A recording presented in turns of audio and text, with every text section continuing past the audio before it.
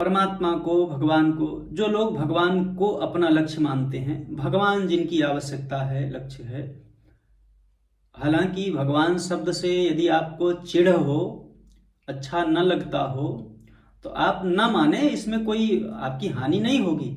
मतलब भगवान को जो यानी आपकी आवश्यकता भगवान है अथवा कुछ और है, उसका निर्णय तो आपको स्वयं ही करना होगा, ठीक है, जिसमें कि आप स्वतंत्र हैं, है ना।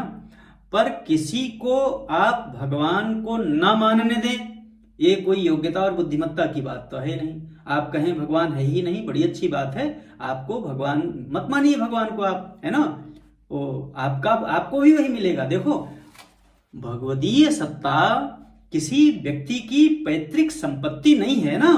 भगवदीय सत्ता तो उसके विषय में जो कुछ कहा जाए वो सब कम ही होता है, कभी पूर्ण हो नहीं सकता, होना संभव नहीं है। जो वाणी से निकलता है और चित्त में, मन में, स्व में जो उसके प्रभाव, स्वभाव, स्वरूप इत्यादि का जो यत्किंचित उसी की कृपा से, गुरु कृपा से अनुभूति होती है ना, वो भी पूरा पूरा कहने में नहीं बनता है। कोई कह नहीं सकता है, कैसे कहेगा, कहा नहीं जा सकता है, कहना संभव नहीं है। अगर कोई कहना चाहे ना, तो शब्दों की इतनी कृपणता है, शब्द इतने कम हैं कि कह नहीं पाएंगे। और मान लो किसी कारण भगवत कृपा से कुछ कहने में बन भी गया, तो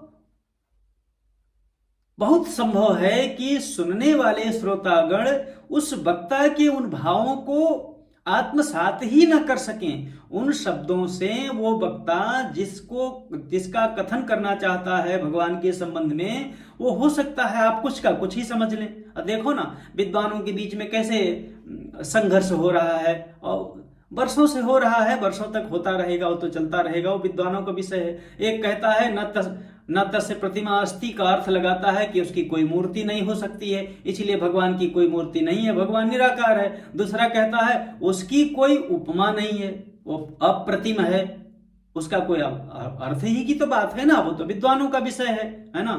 मुझ जैसा आदमी उसमें क्या बोलेगा उस विषय में, वो तो विद्वान लोग जाने, वो काम तो विद्वानों के ऊपर, वो बंधन है, अभिनंदन है, वो उन लोगों का काम है। तो उसके संबंध में एक ही शब्द के, अरे उसी के संबंध में क्या, विषयों के भी संबंध में आप अपने अनुभव के आधार पर विचार करके देख लो। अगर आपने जिस विषय का अनुभव न किया हो ना, विषय की बात कर रहा हूं, भगवान की बात तो बड़े दूर की बात है, अपने स्वरूप की बात, अपने अस्तित्व की बात तो बहुत आगे की बात है, बड़ी ऊंची बात है। वो तो अपने माने जिस विषय का आप अनुभव कर रहे हैं ना, आप उसको किसी को वाणी के द्वारा या किसी भी प्रयत्न के द्वारा आप उसको बता नहीं सकते हैं। आप चाहे जितने बड़े सिद्ध महापुरुष हों, ठीक है, किंतु यदि जिस विषय का उसने अनुभूति न किया हो, आप उस विषय की कथा सुना सकते हैं। हाँ, सिद्धांत रूप से केवल कथन कर सकते हैं, वो सुन सकता है, लेकिन अनुभूति नहीं करा सकते हैं। ये विषय की बात, अरे और की तो जाने दो, भोजन को ही ले लो, स्वाद को ही ले लो।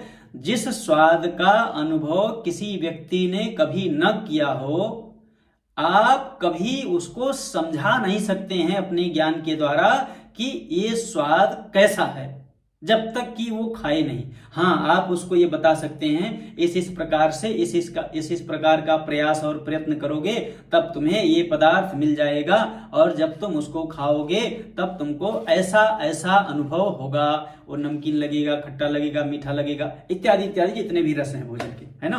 तो आप विचार करो, जब आप इंद्रियों के द्वारा की जाने वाली विषयों का भी कथन नहीं कर सकते अपनी अनुभूति का, भला सोचो तो सही, उस अव्यक्त का, उस अजन्मा का, हाँ, अजन्मा क्या, वो जन्म वाला भी है, अजन्मा भी है, उस अव्यक्त का, उस अविनाशी का, हाँ, उस अगोचर का, उस इंद्रियातीत का कोई भी कथन कैसे कर सकेगा। बस जो जितना जानता है उतना ही वो कथन करता है। इसलिए आप सबसे मेरा आग्रह पूर्वक निवेदन है, ये भगवान के संबंध में ढोंग फैलाने वालों के कुचक्र में फंस करके आप अनावश्यक रूप से भ्रमित मत हो कि कौन सा भगवान बड़ा है, कौन सा भगवान छोटा है। अरे भगवान एक ही है, भगवान अनेक नहीं है, ना वो कभी छोटा है ना बड़ा है। और वो जब वो सबसे छोटा है और सबसे बड़ा है, उससे भिन्न और कुछ है ही नहीं। अब उसके वो एक है, अद्वितीय है। अब उसके विषय में आप जो कथन करेंगे वो सब सत्य है ना, और जो नहीं करेंगे वो भी सत्य है, और आपके बोलने ना बोलने से परे भी वो है। हाँ, तो इसलिए आप भगवान के विषय में भ्रमित ना हो, आप गंभीरता पूर्वक विचार करें। हाँ, इसका अर्थ यह भी नहीं है कि जब बुद्धि के द्वारा परमात्मा को सिद्ध कर लो तब मानो। आप बुद्धि के द्वारा भगवान को नहीं सिद्ध कर सकते हैं। आपकी बुद्धि का प्रवेश केवल आपके मन तक है, आपके चित्त तक है, आपकी इंद्रियों तक है और विषयों तक है। बुद्धि का प्रवेश तो आप तक भी नहीं है। हाँ, बुद्धि अहंकार को जान सकती है, अहम को नहीं जान सकती है। तो जब बुद्धि आपको ही नहीं जान सकती है तो परमात्मा के संबंध में बुद्धि विचारी का बता पाएगी। बुद्धि तो पंगु है ना, परमात्मा के विषय में और आपके विषय में, माने जिसको आप मैं कहते हैं, आपके विषय में, आप मनुष्य, आपके विषय में और भगवान के विषय में बुद्धि पंगु है। वो कुछ नहीं बोल सकती है, वो चुप हो जाती है, बस केवल अपने अस्तित्व को खो करके उसमें जाके विलीन। जिस समय इंद्रियां हटती हैं ना विषयों से और मन जैसे ही शांत होता है, 20 मिनट के अंदर अंदर ही ये सब खेल हो जाता है अपने आप। हाँ, इसमें कोई कहने सुनने की बात नहीं है। बस 20 मिनट, अधिक से अधिक 20 मिनट, 20-22 मिनट, 25 मिनट अगर आपका चित्त निश्चिंत हो गया, चिंतन रहित हो गया ना, बस उसी समय शरीर खो जाएगा तुरंत। फिर उसके आगे की लीला सब चलने लगी। वो तो फिर चर्चा का विषय नहीं है। वो तो अधिकारी व्यक्ति, अधिकारी माने जो उस विषय के अधिकृत हैं, ऐसे अधिकृत अधिकारी व्यक्तियों को ही बताया जा सकता है। हर किसी को बताने की आवश्यकता भी नहीं है, संभव भी नहीं है, समझ पाओगे भी नहीं।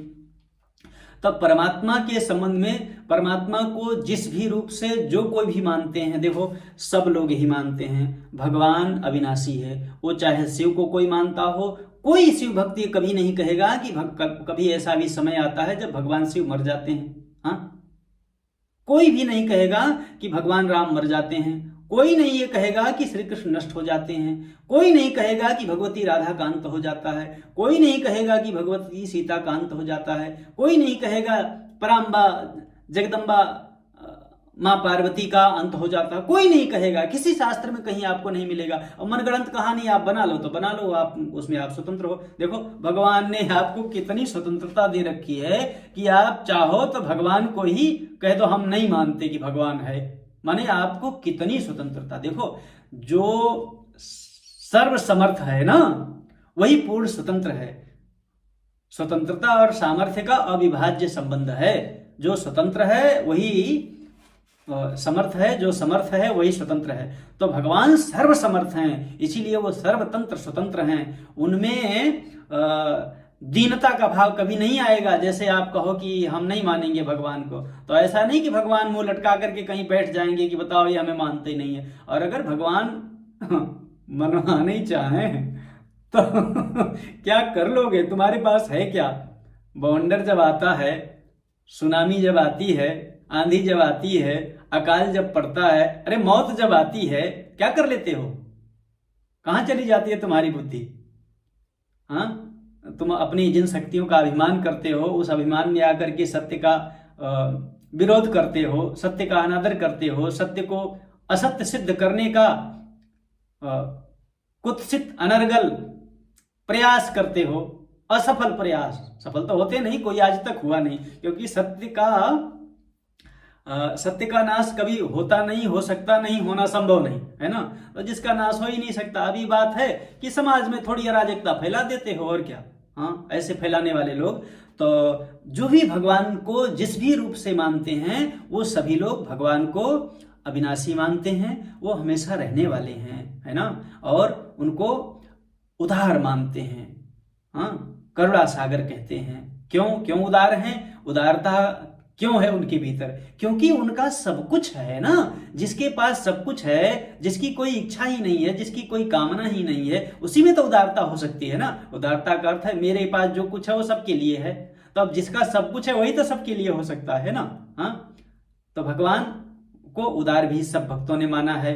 तो वो उनको चाहे निर्गुण माना हो, सगुण माना हो, साकार निराकार आदि आदि जो भी माना हो, वो उनको उदार माना है, सर्वसमर्थ माना है। स्वतंत्र माना है, हाँ, अविनाशी माना है कि नहीं? सुना होगा ना आप लोगों ने कहीं ना कहीं से। तो आज से और अभी से अपने मस्तिष्क से ये भ्रम निकाल दो। अगर तुम श्री कृष्ण को मानते हो तो तुम्हारे लिए श्री कृष्ण ही सब कुछ हैं। अगर तुम श्री राधा को मानते हो तो तुम्हारे लिए भगवती राधा ही सब कुछ हैं, सब माने सर्वस्व हैं तुम्हारा। अगर तुम उनको भगवान राम के रूप में स्वीकार करते हो तो भगवान राम ही तुम्हारे लिए सर्वस्व हैं। अगर तुम उन्हें भगवान भोले बाबा शिव के रूप में स्वीकार करते हो, हाँ, अवधूतनाथ, तो वो वही तुम्हारे लिए सब कुछ हैं। अगर तुम भगवान दत्त के रूप में उनको स्वीकार करते हो, दत्तात्रेय रूप में, तो तुम्हारे लिए दत्त बन के आ जाएंगे, हाँ, तो तुम्हारे लिए भगवान दत्तात्रेय ही सब कुछ हैं। अगर तुम उनको जगदम्बा भगवती पराम्बा स्वीकार करते हो, माँ काली के रूप में, माँ दुर्गा के रूप में, आदि आदि जितने भी उनके स्वरूप हैं, तो वो उन स्वरूपों से तुम्हें मिल जाएंगी। आप उनको यदि, उसी भगवान को यदि आप विष्णु कहेंगे तो वही भगवान आपके लिए विष्णु रूप से ही सर्वस्व हैं, वो विष्णु में ही सब कुछ हैं, है ना। और यदि आप उनको सूर्य मानोगे, सूर्य भी भगवान नारायण ही सूर्य रूप से अभिव्यक्त हैं, तो आप अगर उनको सूर्य मानोगे तो आपको उसी रूप से मिल जाएंगे। तात्पर्य है कि आप जो मानोगे, जैसा मानोगे, ठीक है, वो वैसा ही तुम्हारे लिए हैं, इस बात में संदेह मत करो। और देखो, इस बात को माने आपकी बुद्धि को भ्रमित करने के लिए पूरी दुनिया एक तरफ हो जाए, बड़े से बड़े जगत गुरु भी एक तरफ हो जाएं और कहीं आपको समझाने की कोशिश करें कि नहीं भगवान ये छोटा है, ये बड़ा है, तो आप उनकी भी बात मत मानो। यद्यपि भगवान जगत गुरु आदरणीय हैं, वंदनीय हैं, है ना, श्रद्धास्पद हैं, उनकी बातें मानने योग्य हैं, स्वीकारणीय हैं, वो धर्मवेत्ता हैं, हाँ, वो शास्त्रों के मर्मज्ञ हैं, ठीक है। परंतु यदि वो भी ऐसी कोई बात कहें कि जो भगवत स्वरूप के विरुद्ध में हो, है ना, आपके जीवन में भ्रम उत्पन्न करने वाला हो, तो आप उनकी भी बातों को मत मानो, एक तरफ से छोड़ दो, बिल्कुल कोई पाप नहीं लगेगा आपको, हाँ, बिल्कुल निश्चिंत रहो आप। हाँ, लेकिन आप क्रोध पूर्वक कोई निर्णय मत करना। जैसे आप यदि क्रोध पूर्वक कहेंगे कि भगवान नहीं है, तो ये आपकी स्वीकृति आप में एक मिथ्या अभिमान को जन्म देगी और आपका मिथ्या अभिमान आपको खा जाएगा, आपको नष्ट कर देगा, आपको सत्य से विमुख कर देगा। और सत्य की विमुखता आप जानते हैं कितनी बड़ी हानि है। अरे सत्य की विमुखता ने ही तो आपके जीवन को बर्बाद किया है ना। आप आज जो अशांत हैं, जो भयभीत हैं, जो जीवन में विषमताएं हैं अनेक अनेक प्रकार की, जो दीनता और अभिमान है अनेक अनेक प्रकार का, वो मिथ्या अभिमान के कारण से ही तो है ना। जो आपके जीवन में लालच है, हाँ, जितने भी प्रकार के दोष है, काम, क्रोध, लोभ, मोह, सब शास्त्रों में मनीषी पुरुषों ने जिन भी दोषों की चर्चा किया है, जितने भी प्रकार हैं, आप जितने सुने हो, न सुने हो, आगे भविष्य में सुने, वो सबके सब दोष आपके एक ही दोष के जच्चे बच्चे हैं, एक ही वृक्ष की अनेकानेक शाखाएं हैं। कौन सा दोष? मिथ्या अभिमान, है ना। जो जैसा नहीं है उसको वैसा मान लेना, हाँ, अपने अनुभूति के विरुद्ध आचरण। अब जैसे जब आप कहते हो कि भगवान नहीं है, तो किस बेस पे कहते हो? अब मैं आपसे पूछता हूं कि यदि आप सर्वसमर्थ हैं क्या? अगर मैं आपसे पूछूं कि क्या आप सर्वसमर्थ हैं, तो आपको विवश होकर के कहना पड़ेगा, नहीं भाई, हम तो सर्वसमर्थ नहीं हैं, कुछ ना कुछ शक्ति तो कमी है, हमें कुछ ना कुछ चाहिए तो सही, है ना। तो अगर आपके भीतर सामर्थ्य की अभाव है, इसका अर्थ क्या होता है कि सर्वसमर्थ रूपी एक सत्ता है, क्योंकि यदि वो सत्ता ना हो तो आप में मांग कैसे होगी? अच्छा, जिसकी मांग आपके अस्तित्व में विद्यमान है कि मुझे सामर्थ्य चाहिए, इसका अर्थ होता है कि सामर्थ्य का वह स्रोत जो अनंत है, अनंत सामर्थ्य का स्रोत मौजूद है, विद्यमान है। अरे बाबा, उसी सत्य को तो भक्त भगवान कहता है ना। अब ये बात अलग है कि उसका तुम नाम कुछ भी रख लो, तुम प्रकृति रख लो, शक्ति रख लो, ऊर्जा रख लो, तुम्हें जो रखना है सो रख लो। अरे नाम बदल देने से वस्तु स्थिति में परिवर्तन थोड़ी हो जाता है। किसी तुम जो है आम को मैंगो कहोगे तो उसके वस्तु स्थिति थोड़ी बदल जाएगी, वस्तु स्थिति तो ज्यों की त्यों रहेगी। तो आप भगवान को मानो तो और ना मानो तो उसका नाम कुछ भी रखो, वो तो ज्यों का त्यों ही रहेगा। उसके स्वरूप में, उसके स्वभाव में, उसके प्रभाव में कोई परिवर्तन नहीं हो जाएगा। उसका प्रभाव, उसका स्वभाव और उसका स्वरूप वो प्रेम स्वरूप है, प्रेम स्वभाव है उसका, वो प्रेम करना जानता है, प्रेम बांटना चाहता है। प्रेम, अरे अब क्या कहा जाए, प्रेम का एक बूंद भी अगर परमात्मा के प्रेम की एक बूंद भी मिल जाए ना आपको, तो जीवन सरसता से परिपूर्ण हो जाएगा। निरस्ता रूपी राक्षसी जाने कहां चली जाएगी, अंत हो जाएगा उसका। आपका जीवन एकदम सरस हो जाएगा, आनंदित हो जाएगा। प्रेम की एक बूंद मिल जाए, अगर एक बूंद। हाँ, अब ये तो कहने के लिए शब्द है, शब्दों में कृपणता है तो आप जानते ही हैं। हाँ, तो वो, हाँ, तो उसको सबने समर्थ माना है। अच्छा, अब जब आपको सामर्थ्य की मांग है तो आप ये कैसे कह सकते हैं कि कोई समर्थ सत्ता विद्यमान नहीं है? अच्छा, आप अल्पज्ञ हैं कि सर्वज्ञ हैं, तो आपको विवश होकर के कहना पड़ेगा कि हम अल्पज्ञ हैं। और जब तुम अल्पज्ञ हो तो सर्वज्ञ सत्ता को तो स्वीकार करना ही पड़ेगा। हाँ, और आज तुम अशांत हो, तो अगर अशांत हो तो शांति को तो स्वीकार करना ही पड़ेगा। अगर तुम कहोगे शांति है ही नहीं तो तुम्हें मिलेगी कहां से? अगर तुम कहोगे सर्वज्ञता है ही नहीं तो सर्वज्ञता माने तुम्हारे अल्पज्ञता का जो दुख है वो दुख मिटेगा कैसे? अगर तुम कहोगे सर्वसमर्थता है ही नहीं तो तुम्हें सामर्थ्य की जो कमी महसूस हो रही है, अपने को जो शक्तिहीन महसूस कर रहे हो, तो उस शक्तिहीनता रूपी दुख का अंत होगा ही कैसे?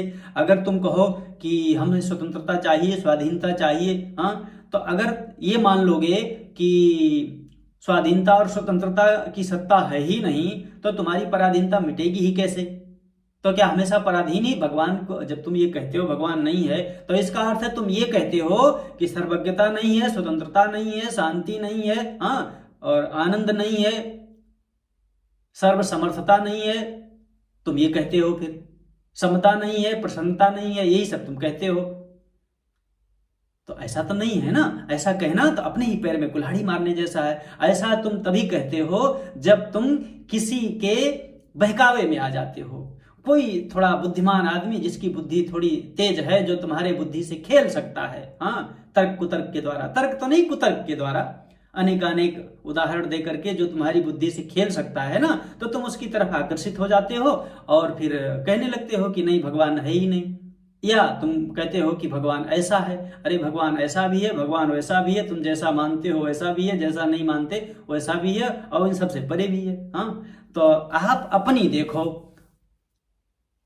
कि तुम्हें शांति चाहिए कि नहीं, स्वतंत्रता चाहिए कि नहीं, निर्भयता चाहिए कि नहीं, समता चाहिए कि नहीं, मुक्तता चाहिए कि नहीं, प्रसन्नता चाहिए कि नहीं, हाँ, अपरिच्छिन्नता चाहिए कि नहीं। अगर ये सब चाहिए तो ये सब दिव्य गुण जिसमें है उसी को भगवान कहते हैं, उसी को ब्रह्म कहते हैं, उसी को परमात्मा कहते हैं, उसी को ईश्वर कहते हैं। वो अनेकानेक रूपों में लीला कर रहा है, वही एक ही ईश्वर। अब बताओ तुम कैसे कहोगे कि भगवान नहीं है? अगर तुम वास्तव में सत्य पथ के पथिक हो, क्योंकि जब तुम भगवान को नकारते हो ना तो इसका अर्थ होता है कि तुम सत्य को कुछ जानते हो, है ना। माने जब तुम कहते हो कि अमुक वस्तु नहीं है तो इसका अर्थ है जो है उसको तुम जानते हो। तो क्या है, अगर हम आपसे पूछे क्या है, क्या संसार को है करके स्वीकार किया जा सकता है? विषय है। अभी बाणी जो, जिस बाणी से अभी ये बाणी निकल रही है, क्या इसको है मान सकते हैं? बिल्कुल नहीं मान सकते हैं। क्यों? क्योंकि ये परिवर्तनशील है। पहले भी नहीं थी, बाद में भी नहीं रहेगी। और वाणी कहीं से उत्पन्न हो रही है ना, वाणी सदैव तो नहीं है ना। शब्द कहीं से उत्पन्न होते हैं, तो जहां से उत्पन्न हो रहे हैं उसकी सत्ता है कि, माने उत्पत्ति की सत्ता होती है कि उत्पत्ति के आधार की सत्ता होती है। अब कोई ये कैसे कह सकता है कि इस समष्टि में जितने भी और जिस भी प्रकार की उत्पत्तियां हैं, जो कुछ भी उत्पन्न हुआ है, क्या वो बिना आधार के उत्पन्न हो गया है? हाँ, ये बात अलग है कि आप उस आधार को न जानते हो, लेकिन आधार को नहीं जानते हैं, ठीक है, पर उत्पत्ति को तो देख रहे हैं ना, उत्पत्ति तो है ना। और उत्पत्ति भी है, और दूसरी बात तुम्हें उसकी जरूरत भी है, तुम्हारी वो आवश्यकता भी है ना। आप अगर कहो कि नहीं मेरी आवश्यकता भगवान नहीं है, तुम में साहस नहीं कि तुम कह दो हमें शांति नहीं चाहिए, हमें प्रेम नहीं चाहिए, हमें आनंद नहीं चाहिए, हमें रस नहीं चाहिए, हमें जीवन नहीं चाहिए, हाँ, हमें सामर्थ्य नहीं चाहिए, हमें स्वतंत्रता नहीं चाहिए। तुम में सामर्थ्य नहीं है ये कहने की, कह नहीं सकते, आज तक कोई कह नहीं सका।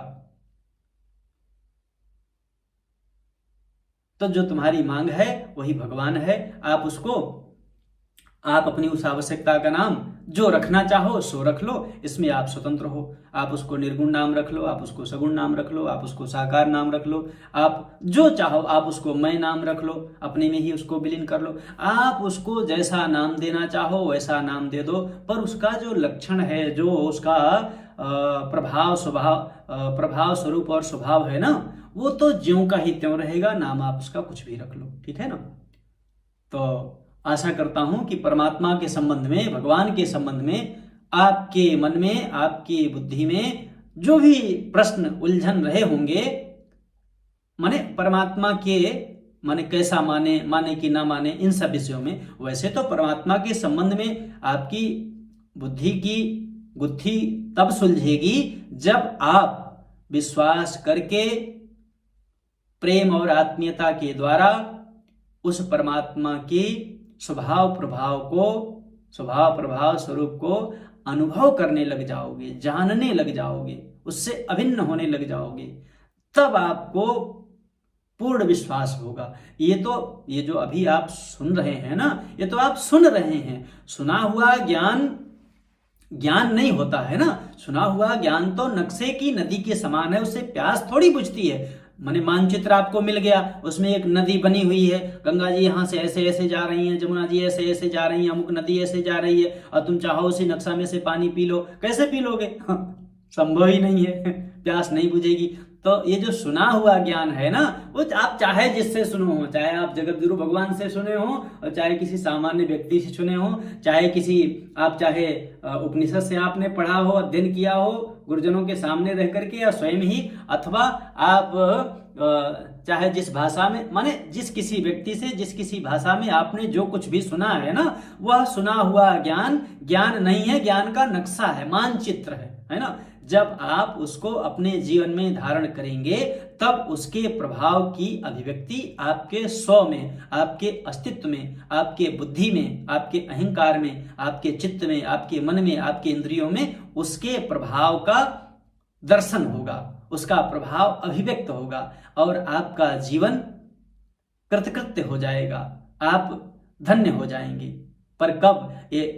अब देखो, ये ज्ञान का नक्शा ले करके अलग अलग प्रणालियों के मानने वाले लोग हाथ में नक्शा उठा लेंगे, और उसी नक्शे को लेकर के और एक दूसरे को ऊंचा नीचा दिखाते रहेंगे। वो सदा से दिखाते आए हैं। ये अपने अहंकार की पूजा करवाने की वासना ही है, और कुछ नहीं है। क्योंकि अगर वो वासना ना होती ना, तो ऐसा करते ही नहीं है। पर वो चूंकि वासना थी अहंकार की, अपनी उपासना करवाने की, इसीलिए वो अहंकार का वो मतलब अपने एक पर्टिकुलर, एक माने सीमित नक्शा लेकर के ज्ञान के नक्शे की लड़ाई कर रहे हैं। कोई कह रहा हमारा नक्शा सबसे अच्छा है, हमारा मानचित्र सबसे श्रेष्ठ है, इससे श्रेष्ठ और कोई नक्शा नहीं। हाँ, तो नक्शे की लड़ाई मत करो, सारे नक्शे सही हैं, ठीक है। सारे संप्रदाय के सारे सिद्धांत सब उसी एक सत्य तक पहुंचाने वाले हैं। हाँ, एक बात है कि अगर वो आपके कोई ऐसा सिद्धांत हो जो आपके ही ज्ञान से विरोध हो, जो आपके ज्ञान से जो असिद्ध हो जाता हो, तो उसको आप मत मानो, उसको त्याग दो, है ना। क्योंकि ये जीवन सफलता के लिए मिला है, सफल होने के लिए। तो ज्ञान के नक्शे की लड़ाई मत करो भैया। हाँ, तो ये जो कुछ भी अभी आप सुन रहे हैं, जब इसको, या पहले से आपने जो कुछ सुना है उसको, अथवा आगे आप जो कुछ सुनेंगे उसको, जब आप अपने जीवन में धारण करेंगे, अप्लाई करेंगे, प्रयोग करेंगे, तब आपको उसका प्रभाव पता चलेगा। इसलिए जब मैं ये कहता हूं ना कि भगवान के संबंध में आपने इस वक्तव्य में बहुत कुछ जान लिया, इसका अर्थ अनुभव कर लिया नहीं होता है। इसका अर्थ है कि अगर आपको इस वक्तव्य में भगवत संबंध में कही हुई बातें आपको आपकी अपनी ही बुद्धि से उचित लगती हूं, अनुचित न प्रतीत हो रही हूं, तो आप इसको अपने जीवन में प्रयोग करो, अप्लाई करो। हाँ, और उसके बाद परिणाम तो आपको आएगा ही आएगा, क्योंकि जो सत्य ज्ञान का प्रकाश है वो सदा सर्वदा सत्य ही होता है। और देखो, अनुभव के लिए प्रमाण अपेक्षित नहीं होता है ना। जो अनुभव से निकलता है ना जो चीज, उसके लिए किसी चीज का प्रमाण नहीं चाहिए। ये बात भले है कि आपकी बुद्धि में लोगों ने भर दिया है कि बिना प्रमाण किए, माने जब तक दूसरा कोई उसको प्रमाणित ना करे तब तक प्रमाण मत मानो, चाहे वेद का प्रमाण हो चाहे अन्य किसी का प्रमाण हो, प्रमाण ना मिले तो मत मानो। अरे अनुभव के लिए अनुभव में संदेह होता ही नहीं है, और जिसमें संदेह है उसको अनुभव कहते ही नहीं है। अनुभव में संदेह कैसे हो जाएगा भला? हाँ, तो आशा करता हूं कि परमात्मा के संबंध में जो कुछ आप सुनना चाह रहे होंगे, भगवान की लीला तो अनंत है, भगवान का गुण अनंत है, भगवान का स्वभाव अनंत है, भगवान का स्वरूप अनंत है, सब कुछ अनंत है, कोई पूरा कह सकता नहीं है। तो एक छोटे से वक्तव्य में कोई कैसे कह सकता है? और सीमित बुद्धि है। हाँ, और वो तो भगवान जितना प्रकाश बुद्धि में देते हैं, जितना समझ में आता है वही आपके सेवा में निवेदन किया जाता है। सीमित बुद्धि है, बुद्धि की सीमा है ना भाई। जो अनुभव में आता है पूरा कथन हो ही नहीं पाता। जो अनुभव भी किया जा रहा है उस अनुभव की अभिव्यक्ति भी पूरी पूरी हो ही नहीं पा रही है। उस भाव को उस शब्द में भरा ही नहीं जा सकता है, भर ही नहीं पा रहा हूं, है ना, भरना संभव ही नहीं है। तो मुझे आशा है कि इस वक्तव्य के द्वारा आपके भगवान के संबंध में लक्ष्य निर्णय करने के संबंध में कि कौन से भगवान को माने, कौन से भगवान की पूजा उपासना करें, माने कि ना माने, बहुत सारे प्रश्नों का समाधान हो जाएगा, अवश्य हो जाएगा, यदि आप ईमानदारी से इस वक्तव्य का श्रवण करेंगे, सुनेंगे और निष्पक्ष होकर के सुनेंगे। तब यदि आप पहले से पूर्वाग्रह माने पहले से ही किसी विचारधारा को मान करके जब कुछ सुनते हैं ना, तब आप उस सुने हुए श्रोतव्य विषय में भी आप अपनी ही मान्यता को खोजते हैं कि जो मैं मानता हूं वो इसमें है कि नहीं। अगर आपकी मान्यता उस श्रुत विषय में नहीं है, उस वक्तव्य में नहीं है, तो आप उस वक्ता को गलत सिद्ध कर देते हैं। ये माने ये मानवीय स्वभाव कह लो इसको, ये मानव मस्तिष्क की ऐसी रचना ही है कि अगर आप पूर्वाग्रही होकर के पहले से ही किसी पक्ष को लेकर के चलेंगे तब आप वास्तव में सत्य की खोज ही नहीं है। और एक और बात, यदि आपने किसी पक्ष को स्वीकार कर लिया है और पुनः आपको किसी और पक्ष की बात सुनने की आवश्यकता प्रतीत हो रही है तो इसका अर्थ ये होता है कि आपने पहले सुन करके जो माना है ना, उस मान्यता में संदेह है आपको।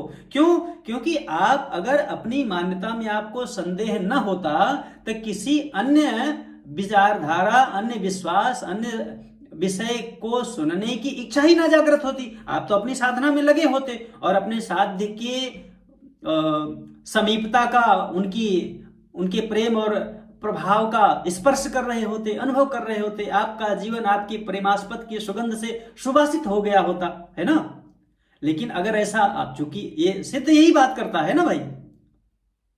अब वक्तव्य बहुत लंबा हो जाएगा, फिर अब इसके आगे की बात फिर अगले वक्तव्य में हम लोग चर्चा करेंगे। हाँ, आपकी सेवा में निवेदन करेंगे। भगवान से मेरी ये प्रार्थना है कि आपको ऐसी शक्ति दे दें भैया कि आपकी बुद्धि से, आपके साध्य के संबंध में, भगवान के संबंध में जो भी संशय है उस सारे संशयों की निवृत्ति हो जाए। भगवान आपको ऐसी सामर्थ्य देते। इसी सद्भावना के साथ मैं उन्हीं भगवान को, जो भगवान बुद्धि में सत्य ज्ञान का प्रकाश देते हैं, जिन भगवान की वाणी है, जिन भगवान का सब कुछ है, हाँ, जिन भगवान ने सबको बनाया, मुझे बनाया, आपको ही बनाया है, उन्हीं भगवान को, उन्हीं की दी हुई वाणी उनको समर्पित करते हुए आप सभी के हृदय में विराजमान उनको मैं सत सत नमन करता हूं। हरि ओम तत्सत, हरि ओम तत्सत, हरि ओम तत्सत। ओम मंगलमस्तु। ओम।